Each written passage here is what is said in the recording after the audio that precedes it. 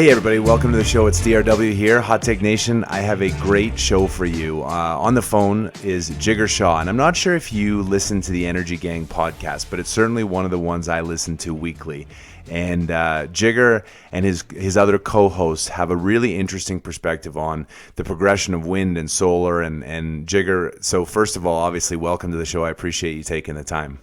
Oh no, I love the hot takes that you have, and I like the tension that you expose, which is fantastic. I'm really happy to be here.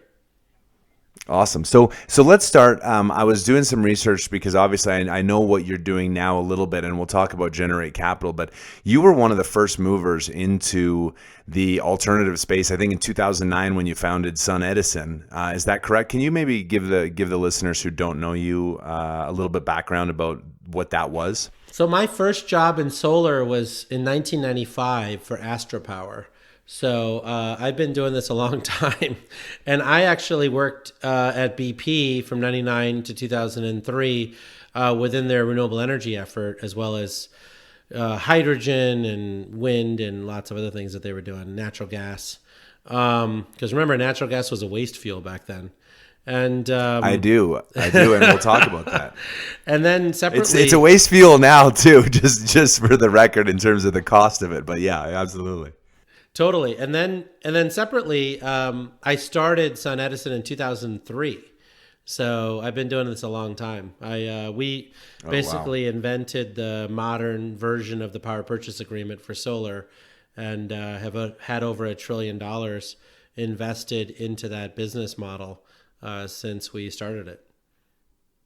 And so Generate, if I understand correctly from both what you've said on the podcast and just reading about it, is it's to help fund sort of alternative opportunities, maybe microgrids, maybe solar, any sort of alternative energy, because you had found that with SunEdison you had challenges raising capital early on, and so this was a vehicle to do that. Is that a fair characterization of what Generate Capital is doing now? Yeah, the funny thing is that particularly in the oil and gas sector, actually, people don't really understand project finance. They pretty much finance everything through junk bonds, regular debt if they're an oil major, and corporate equity, right? And so the whole concept of project finance has really been more expertly used in the power sector. Right. So like AES, Calpine, Mirant, LS Power, some of these players used project finance to project finance coal plants, right? And then natural gas peaker plants and some of that stuff. And yeah. So as the oil and gas industry is trying to figure out how to get into clean energy, you find that they really don't have the expertise around this part of the toolbox. And so they're doing solar and wind because frankly, everything's so commodified there that it's pretty easy for them to play. But in a lot of these other areas, like, organic waste, even natural gas backup generators for, commercial and industrial customers at grocery stores, or electric vehicles, or behind the meter battery storage, or plastics recycling. A lot of these types of assets can benefit from project finance, but they really don't know how to use the tools. Right. And so are you seeing a big uptick in terms of like people reaching out for opportunities, or how has the industry really changed in what you've seen in the last 10 years? Obviously, I think back to 2010 and we were 45% of the electricity grid in the United States was fueled by coal. Now we're roughly 25%. The gap has been filled by natural gas and wind and solar and others. But what changes have you seen in the last 10 years, and what's the uptick been with your Generate Capital fund? Well, I think that on the solar and wind side, what's happened in the last 10 years is that people finally believe us. Right. So in 2010, when solar and wind was still more expensive than natural gas peaker plants or natural gas combined cycle plants, people said, oh, yeah, you keep saying your costs are going to come down, but they're not really going to. And that included, by the way, the Obama administration, who had this sunshot goal, but didn't really believe that we were going to hit it.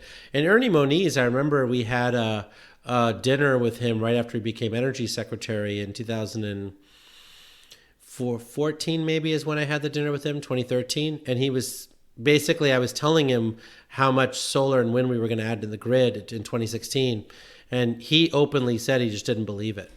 And so today, I think everyone recognizes that we're cheaper than any form of new electricity generation that gets added to the grid on a kilowatt hour basis. Clearly, there's other value streams like, being able to be dispatchable and those kinds of things. And then you start to see people, their brains starting to move a little bit and realizing that the phenomenon that we just experienced in solar and wind is called something, right? I call it deployment-led innovation. And so it will always be the case that this technology over here, let's call it lithium-ion batteries, or this technology over here, let's call it electric vehicles, are going to be more expensive than the alternative when you're at the 10th deployment or the 20th deployment or the 40th deployment. But when you're at the 40,000th deployment, then you're actually at mass scale and you are the cheapest opportunity. And you find that all the micro improvements that you did from n equals 20 to n equals 40,000 is what caused all of that cost reduction, right? So innovation is not the R&D that happens in a lab where you wait for a breakthrough to generate free power. Innovation is all the micro innovations that get implemented along the way as you deploy a technology. So as you look forward to the next 10 years, how much capital do you think in the United States would be deployed if we use just core wind and solar, but across the whole spectrum, whether it's a microgrid or, and I'd listened to your episode and I actually repeat this in almost all of my speeches, is that book, Superpower, that you guys talked about. Yeah, Russell Gold. And the challenges of, phenomenal. And the challenges with transmission. But if you include transmission and the building a lines, how much capital do you think goes into advancing the deployment of the alternative energy grid in the next 10 years? So where we are now, according to the Advanced Energy Economy, which is a nonprofit that tracks everything from building efficiency to vehicle deployment to wastewater treatment plants, is around $200 billion of clean stuff per year gets deployed in the United States, right? Of that, roughly half of it is solar and wind or solar wind adjacent, right? Like lithium-ion batteries that are co-located or some of that stuff. Yeah. And another probably 30 to 40 billion of that is in the power sector. So like 140 billion a year is already being deployed in the power sector to decarbonize it today. And then another, let's call it 50 to 60 billion is in the waste space, the agriculture space, the water space, the transportation space. So huge degree of huge amounts of capital going into the space. We'll come back to that. I wanted to talk about your experience with BP, and I know you talked about it a bit on your podcast, but BP has set this pretty ambitious goal in my view of being an oil company that by 2050 is going to be net carbon zero. And given what you had done at BP and maybe some of the advancements of alternative technologies, do you agree with BP's strategy? And what do you think?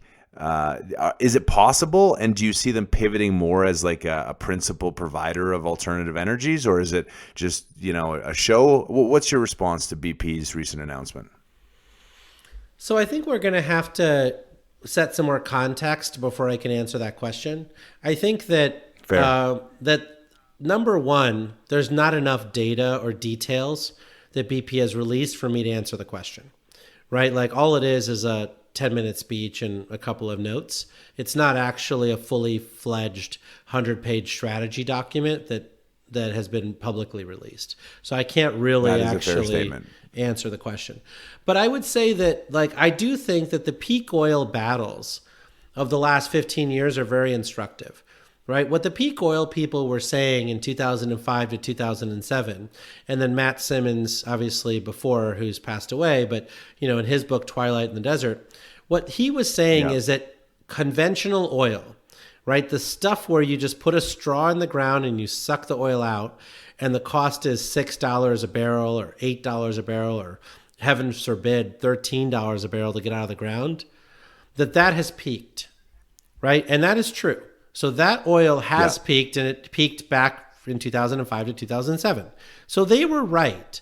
What they were wrong on is that the amount of capital that got shoved into unconventional oil, which they thought would never be pursued. Because we knew about fracking and unconventional oil when I was at BP in 1999. So it's not like it was a new technology. It was just never cost effective. I mean, the tar sands in Alberta, the fracked oil or deep sea drilling in the Gulf of Mexico, all of that stuff costs like 40, $50 a barrel. And we were saying oil's at $20 a barrel. Why would you possibly want to drill stuff that's $40 a barrel? Right. And what happened was in 2007 to 2008, oil went up to $147 a barrel. And suddenly people were like, well, crap, let's go after this unconventional stuff. Yeah. Right. Well, and I think and that's a great point, because I think what gets lost a lot of times in our, I'm going to call it our industry in the alternative energy, but certainly Aubrey McLennan in 2006 was actively fighting against coal power generation because he was trying to expand the demand of natural gas. So CO2 was very much a secondary thought, and the primary thought was expansion.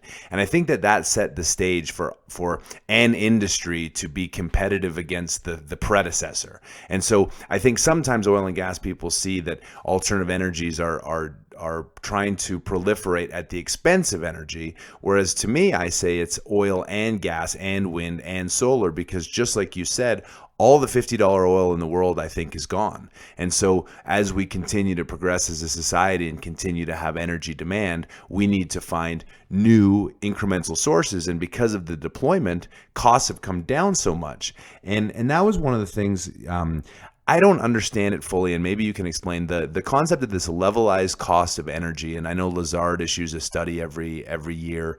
Do you follow that much? And how do I think about that in one of your hot buttons, which is subsidies? How do I think about, how do I compare the costs of wind and solar versus natural gas and coal, et cetera? Well, so I think that the first thing to say is that levelized cost of energy is a defined term. Right? It's basically you pay for an asset, you take all of the kilowatt hours that it produces, you divide the two, and then you get the levelized cost of energy. You add some cost of capital to it and some O&M to it, like operations and maintenance to it. But ultimately, it's a spreadsheet, and all the spreadsheets have a singular, structure, and then you discount it back. That doesn't mean that that's exactly how the grid works. Right? The grid works in terms of like matching supply and demand on a real-time basis. And so that's different. But levelized cost of energy is a defined term, and it is useful to planners and regulators who are approving integrated resource plans to figure out, what they should add to the grid over the next 5 years and 10 years, right? And so that is useful. And solar and wind today are the lowest, onshore wind is the lowest levelized cost of energy you can get. Separately, subsidies have always been with us, right? Whether we started subsidies in the 1920s for oil, or whether it's the subsidies for nuclear that we spent $66 billion worth, or it's the subsidies for solar and wind now, right? Everyone in the energy and infrastructure business relies on subsidies. That's how the world works, right? Now you can take the subsidies out of the calculations of levelized cost of energy and say, well, what is the cost of solar and wind on an unsubsidized basis? But it's still pretty competitive. Instead of 2 cents a kilowatt hour, it's probably 3.5 cents a kilowatt hour. But that's not bad. And so I think we should all sort of like take it down a notch as we're yelling at each other about subsidies and all this other stuff, right? Solar and wind really are a game changer. And you're seeing that throughout the Middle East. You're seeing that throughout India. You're seeing that throughout many countries around the world. And I think that's a good thing for society and the world. Now, in terms of, I've heard some of the criticism of oil and gas in the past has been the subsidies. And I rack my brain trying to, in present day, think about what the subsidies are. Can you, what would, as an opponent of oil and gas, what is the subsidy that's currently going towards oil and gas specifically? Is it the tax write-offs, so the accelerated depreciation? So, I mean, to be clear, I'm not an opponent of oil and gas as much as Oh I'm no, a I realist. know you're not for sure. Yes, Yeah, you are. As am I for sure. yeah, I think that in general, when you look at the way in which oil and gas get subsidized, there's one in particular that's nefarious, right? And I learned about it in great detail because in 2008, 2009, if you remember, T. Boone Pickens, God rest his soul, had passed he had proposed this Pickens plan to use up all the extra natural gas that we were creating through fracking. And he and his team had invited me to come help him because he had a hard time speaking to our side of the innovation spectrum, right? The renewable energy side of the innovation spectrum.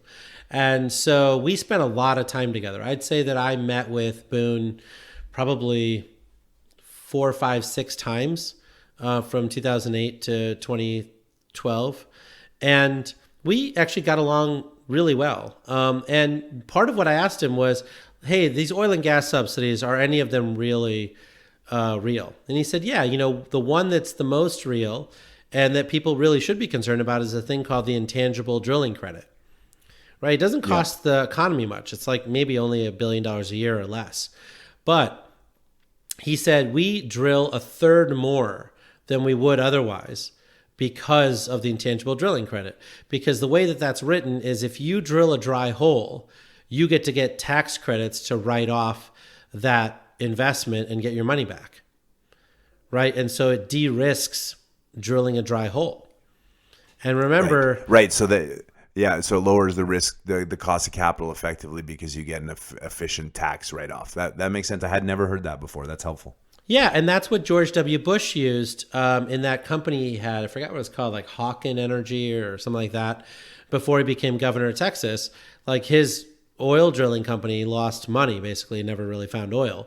But all of his investors were made whole because they got tax credits. Right. Now, you had mentioned nuclear and the $66 billion of subsidies that had been used historically to that. And certainly in the superpower book, talked about the nuclear infrastructure. I think it was in the 50s that was built out, but then never utilized. And so the goal was to build transmission from Oklahoma, where it's windy and sunny and nobody lives, to Tennessee to be able to move power on an existing grid. I'm curious your thought as we think about where nuclear stands today, the technology, and arguably is the cleanest form of energy, notwithstanding trade-offs. Where does the pivot come to bring nuclear back in the equation for alternative energies? So nuclear is an interesting conversation, and it's one that we should have from a slightly different perspective. So I think in general, people like to yell a lot about nuclear. And what you find is that nuclear is actually hurt by its own structure. So I'll give you an example. So in the 2005-2007 Energy Policy Act, we figured out a way to create a loan guarantee program for nuclear, right? And so we put that forward, and that whole loan guarantee program was built for nuclear. We put some commas in it and added some other technologies, but that was made for nuclear. So now when the Obama administration comes in, they say, great, we need shovel-ready deals. And a lot of folks have been working on nuclear power plants. There was over $150 billion worth of nuclear plants that were proposed for loan guarantees, right? So it's not like we didn't actually have a whole bunch of nuclear power plants that were proposed. But remember how this works. There is no proponent for nuclear power, right? NEI, the Nuclear Energy Institute, is basically made up of utilities that own things other than nuclear, right? So it's the utilities that have a nuclear plant, but they're not really in bed with nuclear, and they're not really pro-nuclear. They're really pro-rate-basing stuff, right? Right. And so they're not really pushing nuclear. And in fact, there was nobody in this country that was pushing nuclear next-generation technologies, right, other than maybe the Department of Energy. So unlike the Solar Energy Industry Association or the American Wind Energy Association or the Hydropower Association, which was filled with enthusiasts of those technologies that were working in the supply chain, coming up with new products, all that stuff, nuclear does not have that association. Now, in recent years, nuclear has brought on people like Okla or others who are pursuing small modular reactors. But they're a small part of the business, right? So now, if I were to go to the state of California and I'd say, hey, we should pass 100% clean energy standard instead of 100% renewable portfolio standard, right? Which is what happened, right? We did pass 100% clean energy standard, so nuclear is allowed, right? And the politician says, Yeah. well, what would you propose that we do by 2050 in nuclear? There's literally nothing to say. Would you Right. Would you propose building another AP1000? Hell no. Not after what happened to Southern Company. God bless the fact that they're continuing to move forward. I think it's fantastic. But like there's the whole supply chain went bankrupt while they're building the Vodal plants. Right? And so what have yeah, go ahead. That's a great point. I mean, because the way you hear about some people talk about nuclear, you assume that there'd be someone pushing it. But to your point, A, there isn't, and B, there's so much capital involved in building these plants that there's really no commercial viability other than once it's built. I mean, that's sort of what you're saying, right? Well, for last year's technology, right? Which is true for last year's technology. which is true for solar and wind too. Like you wouldn't want to deploy, 2003, 2008 technology today. You want the new stuff, right? Which is great. And so now you basically get some intermediaries that come in to push for nuclear, right? Third Way and Breakthrough Institute were the two most prominent intermediaries, right? And what did they both do? Breakthrough deliberately maligned solar and wind in order to promote nuclear. Right, and they said Germany, which seems an effective strategy built on Aubrey's vilification of coal for sure. Right, and so they said, Germany's terrible. They shut down their nuclear plants, and whatever happened. By the way, Germany didn't shut down the nuclear plants at that point. This is 2008, but in any case, they made stuff up. Then they talked about Diablo Canyon and why that needs to be shut down, and this and that, whatever else, and solar and wind are the bad guys, right? Having been one of the people that was in the room for almost every prominent conversation in the solar and wind industry, I can tell you that we spent exactly 0 minutes fighting nuclear. Yeah. There was not a single person in the solar and wind industry that fought nuclear.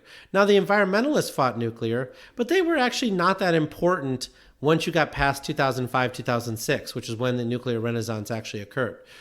So what actually happened was we were fighting tooth and nail at every single state to pass renewable energy standards. Guess who was fighting against us?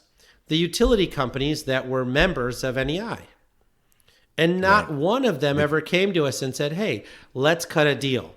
I'll bring you 10 votes for your bill if you guys change your bill and make it a pro-nuclear bill as well. We would have cut that trade in a heartbeat. We would have done that all day long. But no one ever came to us with that trade. In fact, they said, we want to kill your bill and pass a nuclear bill.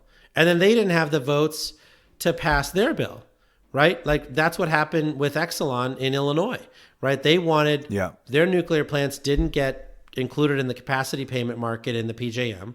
So they said, if you want us to keep these open, you have to subsidize these, state of Illinois. They passed a clean bill that passed with subsidies, 5 years ago. And then like when they missed out on the capacity market again, they came back to the legislature and the legislature said, no, we're not giving you a clean bill. Then they said, well, why don't we partner with the coal industry, Dynergy, to get subsidies for the coal plants? And so now coal and nuclear can get subsidies, and then we'll stick it to those solar wind guys. And then they didn't get the votes, right? So with 2 days left in the legislative session, they finally said, okay, if you guys give us votes for our subsidies, we'll pass your bill. And that's how we created the renewable energy mandates in Illinois, right? And so the notion that the utility companies or NEI or any of these people wanted to work with us was crazy. Now, we're still happy to work together because this is just business. There's no personal issues here, right? Like if tomorrow the nuclear energy industry said, you know what, we're going to start working with you. Like, the past is in the past. The future is in the future. So let's work together. How do you get a sense that from the oil and gas? So API, I think, is probably the American Petroleum Institute is probably the largest trade group that may advocate on behalf of oil and gas. Is there much collaboration across that, or is it a pretty combative relationship? I mean, you just described exactly how I would describe it, is that at the end of the day, business interests and when there's trillions of dollars being spent, people are advocating for their own position. Do you see that the wind and solar are working more closely with natural gas, for instance, to displace coal or help with the wind's not always blowing and the sun's not always shining, so there needs to be some moderation? Is there any collaboration there, or is it totally independent at this point in your view? Well, it depends on the issue. So in 2015, when the oil industry wanted the export ban lifted, they needed votes. They didn't have the votes to pass the export ban, right? And so they needed us, and we said, great, we want an extension of the tax credit and a phase out. We proactively approved a phase out of our tax credits for solar and wind, and that's how we cut the deal. So API and the renewable energy industry worked hand in hand to get that done. And the oil industry got their export ban lifted, and the renewable energy industry got another 8 years, right? Which was great. But in terms of the natural gas industry, sure. I mean, the solar and wind industry have been the largest proponents of the natural gas industry, right? In 2008, 2009, we were the ones who went hand in hand with the natural gas industry to every state and said, look, natural gas is a great fuel. It backs up solar and wind, which is variable. And so, we're pro natural gas, we're pro solar, we're pro wind. We're all anti-coal, right? That's what we did. And Aubrey McClendon was the one who wrote the $20 million check to the Sierra Club to help kill all those coal plants, right? It was Bloomberg after the fact that replaced his money. But, Aubrey, deserves the Congressional Medal of Freedom here in terms of getting this done. And so, there's never been this hatred between the renewable energy industry and the natural gas industry. It's only more recently that people have started to manufacture some hatred.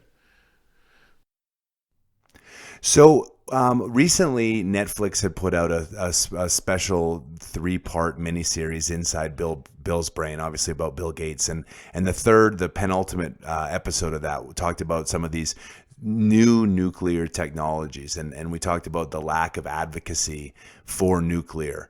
Do you see that as potentially a game changer in terms of the proliferation of bringing nuclear back to the table, or is that just sort of an interesting side note to the energy story today? Well, I mean, first of all, I don't think anything Bill Gates says is interesting. So the fact that Bill Gates said it means nothing whatsoever, right? That's like saying that Donald Trump or Michael Bloomberg or you pick your billionaire, Jeff Bezos, tells me that this works. Do you actually think that Jeff Bezos is smarter than you on energy? No, of course not. So the fact that Bill Gates talks about something means actually less than nothing to me. It means that, in fact, it's probably mostly hype, right? The reason why I'm interested in advanced nuclear is because the Department of Energy seems interested in them. And those guys are really smart. Yeah. And they've put out a bunch of bids to a bunch of companies, many of which have failed and some of which have succeeded, right? And Okla is the most recent one that everyone's talking about. And they're supposed to drop their application to the NRC, the Nuclear Regulatory Commission, which will be the first application they've received since Florida Power and Light's application, I think, in 2009. And so that's awesome. And I hope that they're hugely successful.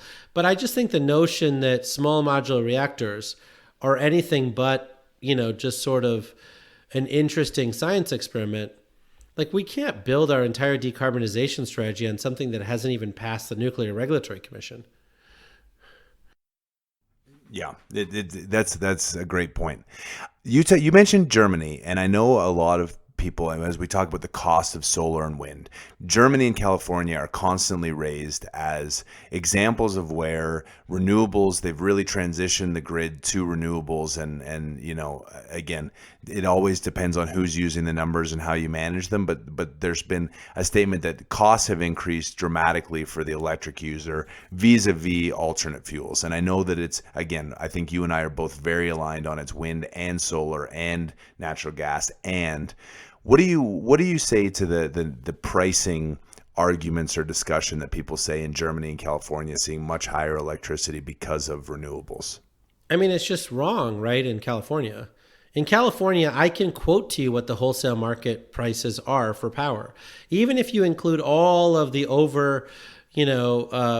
priced solar and wind contracts that California signed, the price of wholesale power in California is cheaper than the price of wholesale power in New England or even in MISO or in PJM. So it's not like California has expensive power. In fact, they have super cheap power, right? The reason why California has high electricity rates is because California has endeavored to reduce electricity bills for consumers. So California's electricity bills, which is the same with Germany's electricity bills, are half the electricity bills in Michigan, Indiana, and Alabama. 3 states that purport to have low electricity prices. But their bills are super expensive because California and Germany have invested heavily in making their building stock more energy efficient, which is why their electricity prices are higher, but their electricity bills are lower. Okay. That's a great clarification. I think it makes the point very much so that, this is, if people scan headlines and don't do the deep research and quite honestly talk to experts like yourself that can help clarify some of these misconceptions, we're almost setting ourselves, we're stepping back because we're arguing a futile point that doesn't really make any sense. Let's pivot a second, and this will be where we'll close the conversation. I'm curious your thought on batteries, lithium, rare earth minerals, and everything that we need to do to mine them. Because, certainly right now, fossil fuels are getting a lot of negativity around when they're consumed. They create more CO2 than alternative energies in wind and solar. But to be able to store some of the energy, lithium, where it's mined, how it's mined, and offshoring some of that pollution, what do you think ends up happening around, limitations around rare earth mining and where it comes from? And is there any concerns for you about that resource in the future? Well, let's start by saying that there actually is no such thing as rare earth minerals. Like, we call them rare earth, but they're not rare. We have them everywhere. That's a very, very fair. Right? And so we're not running out of them, right? So there's a problem with what they're called. Second of all, yes, look, no one predicted that electric vehicles were going to take off like this. And so the existing supply chains broke, like literally overnight, right? The amount of batteries that electric vehicles use, right? Tesla alone uses more batteries than all the cell phones and all the laptops in the world, right? And so the entire supply chain broke down. And yes, like some of those minerals have come from, nefarious places. But guess what? They're available everywhere. And so, for instance, there's a bunch of startup companies that are taking lithium out of the brine of geothermal power plants, right? There's a whole bunch of people in Nevada that are saying, hey, we have all these minerals here. Why don't we just get them out of the ground here, right? There's a ton of these minerals everywhere, and there are very safe ways of doing it. So the fact that cobalt is coming out of the DRC today, it doesn't have to come out of the DRC tomorrow. It just happens to be that like lithium ion batteries went and grew far faster than the supply chain could keep up. And so where they were able to add more capacity immediately was in nefarious places, right? But we're going to fix that in the next few years, and you won't have those problems anymore. So I just think that people get so worked up about these things so quickly, and they're not the same thing. But separately, the oil and gas sector, to me, we're not talking about the oil and gas sector in negative ways because they have carbon pollution. We're talking about the oil and gas sector in negative ways because they have fundamentally not created any shareholder value in the last 10 years. They were the worst performing sector in the last 10 years in the S&P 500. And so what we're saying, absolutely. Yeah, so what we're saying is if you have 10,000 engineers in every one of these companies, they all are the smartest people in the world. Why would you have them toiling away working on stupid stuff that destroys shareholder value? Why don't you pivot them to things that create more value?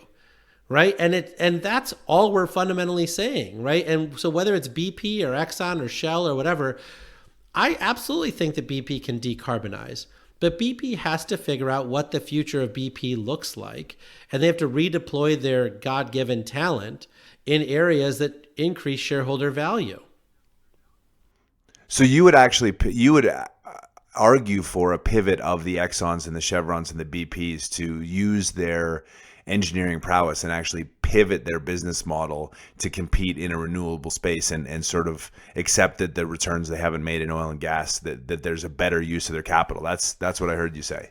Yeah, think about it. Bob Dudley I think that's great. Yeah, Bob Dudley was on the Columbia Energy podcast with Jason Bordoff, basically saying that if I could make better returns in clean energy, I would have done so already. But I have to respond to shareholder value.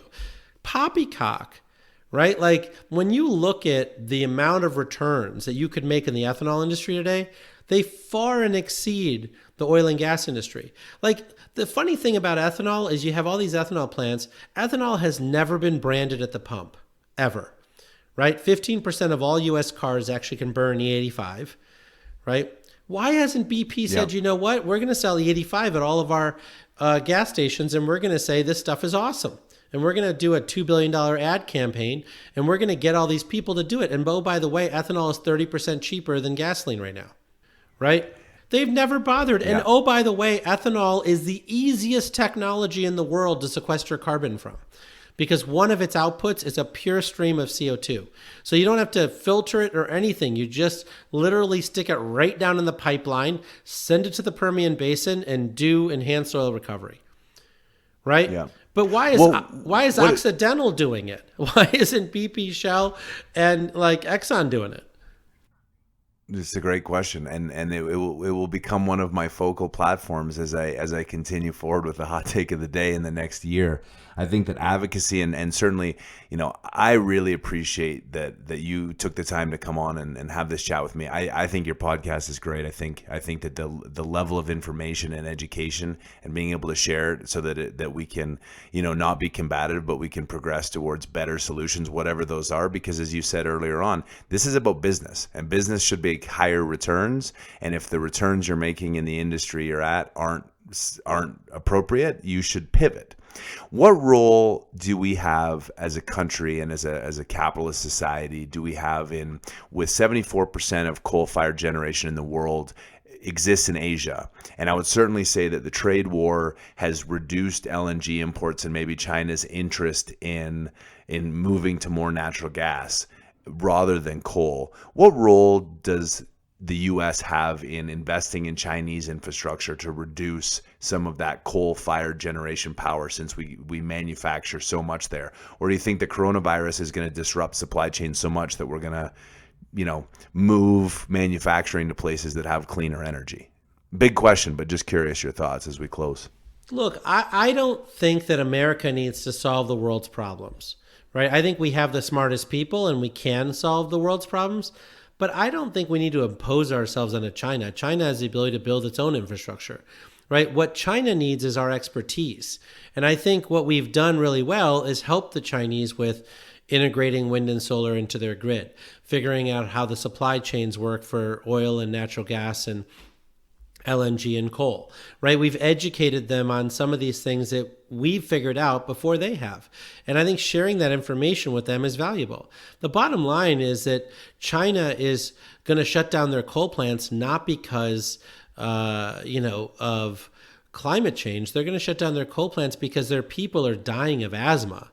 And their cities are so polluted that people don't want to actually take job promotions that bring them to Beijing because they know it comes with pollution. And so that's why China is shifting away from coal to some of these other things. Now, did they have some coal power plants in the pipeline that they finished? Yes. And they also have exported coal to Myanmar and some other places. But guess what? Every one of those plants is underwater, right? The Tata Mundra plant in India, which was one of the last plants that the World Bank supported in the world, just went bankrupt this week, right? And so you're finding that from Sri Lanka to India to Indonesia, these coal plants are not cost effective. And when LNG prices fall below $4 or $5 a million BTU, LNG is way cheaper than burning coal in most of these places, and much cleaner and much more flexible. So I just feel like there's inertia in the system, and the US is got some of the smartest people in the world that can help these countries through the planning and strategy process. But China doesn't need our money to build the infrastructure. They need our expertise in the strategy and planning process. Yeah. Excellent. Well, Jigar Shah, phenomenal. I've been a huge fan of your podcast, and I learn a lot every week when I listen to it. Having this conversation with you and getting to expose a lot of the Hot Take of the Day listeners to your show. Hopefully you'll join in for the Energy Gang. Until next time, be safe, be good, have a great week. I'm DRW, out.